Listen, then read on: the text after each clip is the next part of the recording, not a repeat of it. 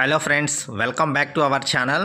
ఈరోజు ఈ వీడియోలో నవనారసింహ క్షేత్రాలలో ఒకటి అయిన యాదగిరి శ్రీ లక్ష్మీ నరసింహస్వామి ఆలయానికి అయితే వచ్చేసాను.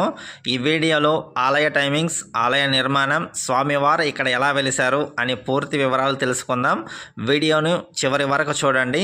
అలాగే ఈ వీడియోకి అయితే ఒక లైక్ ఇచ్చేసి మీ అభిప్రాయాన్ని తప్పకుండా కామెంట్లో తెలియచేయండి. యాదగిరిగుట్ట తెలంగాణ రాష్ట్రంలోని యాదాద్రి భువనగిరి జిల్లాలో ఉన్న ఒక ప్రముఖ పుణ్యక్షేత్రం. నరసింహస్వామి ఈ క్షేత్రంలో 5 రూపాయలలో దర్శనమిస్తుంటాడు. 1200 కోట్లతో 16 ఎకరాలలో నిర్మించిన నవనారసింహ క్షేత్రం హైదరాబాద్ నుంచి యాదగిరి 60 కిలోమీటర్ల డిస్టెన్స్లో అయితే ఉంటుంది. అలాగే బస్సెస్ అయితే ఎవరీ 30 మినిట్స్కి బస్సెస్ అయితే అందుబాటులో ఉంటాయి. యాదగిరిగుట్ట బస్టాండ్ నుంచి కొండ మీదకి ఫ్రీ బస్ అయితే ఉంటుంది. లేకపోతే స్టెప్స్ కూడా ఉంటాయి, అలా కూడా వెళ్ళొచ్చు. నేనైతే ఈ స్టెప్స్ గుండా పైకైతే వచ్చాను. ఈ స్టెప్స్ వచ్చేసి మొత్తం 400 ఉంటాయి. ఫస్ట్ టైం వస్తున్నాను ఈ టెంపుల్కి. కొండపైకి ఓన్ వెహికల్లో రావాలంటే కార్కి 500 రూపాయలు ఛార్జ్ చేస్తున్నారు పార్కింగ్కి. ఈ ఆలయము తెలంగాణ ప్రభుత్వం వారిచే పునర్నిర్మాణం చేయబడింది. ద్రావిడ శైలిలో నల్లరాయితో చెక్కబడిన శిల్పాలు, అలాగే బంగారు గోపురంతో 4 గోపురాలు వచ్చేలా అద్భుతంగా తీర్చిదిద్దబడింది. యాదాద్రిని పంచనారసింహ క్షేత్రం అని కూడా పిలుస్తుంటారు. మెట్ల మార్గాన వెళ్తే దోవలో శివాలయం కనబడుతుంది. ఇక్కడ శివుడు లక్ష్మీ నరసింహస్వామి కన్నా ముందు స్వయంభుగా వెలిశాడు. ఇంకో విషయము, ఈ మెట్లెక్కి స్వామిని సేవించిన వారికి కీళ్ళ నొప్పులు తగ్గుతాయని భక్తుల విశ్వాసం. ఇక మనం చరిత్రలోకి వెళితే స్వామివారు ఇక్కడ ఎలా వెలిశారంటే, ఋష్యశృంగ మహర్షి శాంతల పుత్రుడైన యాద మహర్షి, ఈయన చిన్నతనం నుంచి హరిభక్తుడు. ఈయన ఆంజనేయ స్వామి సలహా మీద ప్రస్తుతం యాదగిరిగా పిలువబడుతున్న ప్రదేశంలో చాలా కాలం తపస్సు చేశారట. అప్పుడు ఒక రాక్షసుడు ఆహార అన్వేషణలో అటుగా వచ్చి నిశ్చల తపస్సులో ఉన్న ఈ ఋషిని చూసి తినబోయాడట. ఆ విషయం తపస్సులో ఉన్న ఋషికి తెలియలేదు, కానీ ఆయన ఎవరి గురించి అయితే తపస్సు చేస్తున్నాడో ఆ హరికి తెలిసింది.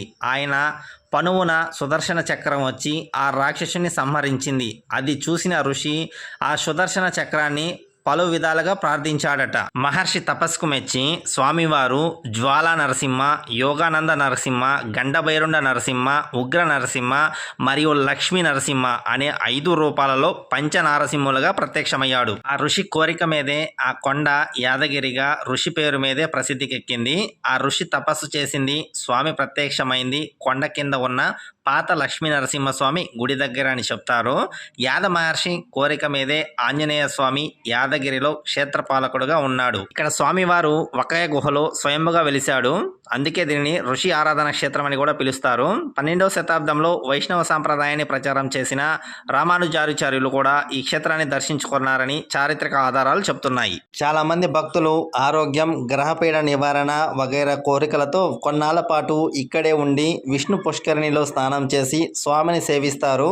అంతేగాక ఇప్పటికీ రోజు రాత్రులు ఆ చుట్టుపక్కల కొండల మీద తపస్సు చేసుకుంటున్న ఋషులు విష్ణు పుష్కరిణిలో స్నానం చేసి స్వామిని అర్చిస్తారట. దానికి నిదర్శనంగా వారు వచ్చేటప్పుడు మృదంగ ధ్వనులు వినిపిస్తాయట. పాదాల గుర్తులు కూడా కొందరు చూశారట. వారు స్వామిని అర్చించిన గంధ పుష్పాదులు కూడా నిదర్శనమంటారు. ఆలయ పశ్చిమ దిశలో ఉన్న 7 అంతస్తుల మహారాజ గోపురం పూర్తిగా కృష్ణశిలలతో నిర్మించబడింది. ఇది ఒక అరుదైన విశేషము.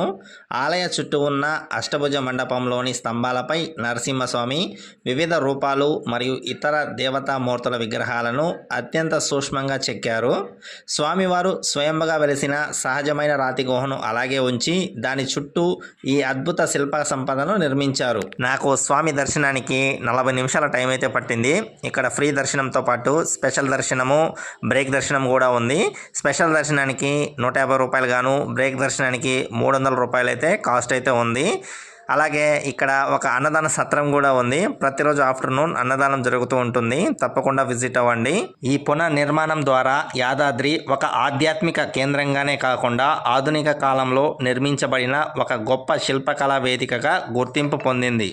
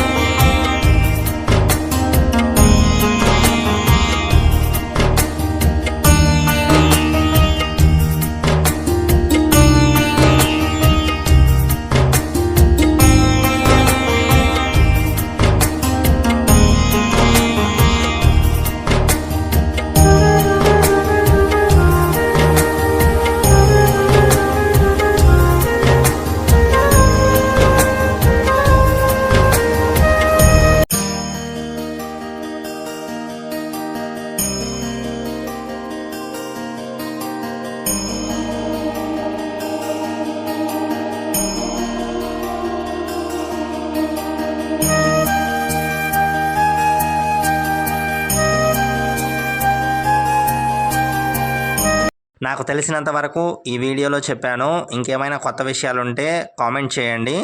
మరొక వీడియోతో మీ ముందుకు వస్తాను. వీడియో నచ్చితే లైక్ అండ్ సబ్స్క్రైబ్.